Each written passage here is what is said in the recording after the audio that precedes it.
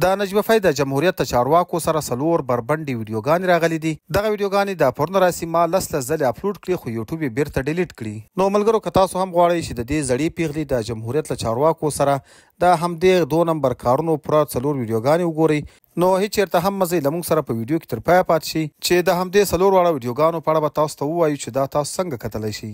قدرمن دوستانو، نجیب فیض چې د افغانستان د کندوز ولایت د چاردرې ولسوالۍ څخه ده.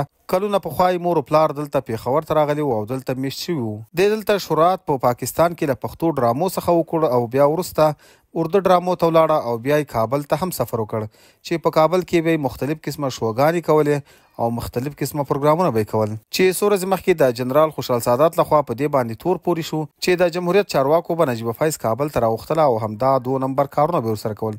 نجیب فیض ته به یې پیسې ورکولې او دا به هره شپه ورتله ورته. د خوشحال سادات څخه وروسته نجیب فیض هم لایف راغله او په خوشحال سادات پسې ښه ډېر تورونه پورې کړل. حتی د هغه کورنۍ خویندې او ښځه یاده کړه او هغه ته د پلاستیکي او فراري جنرال خطابونه ورکړل.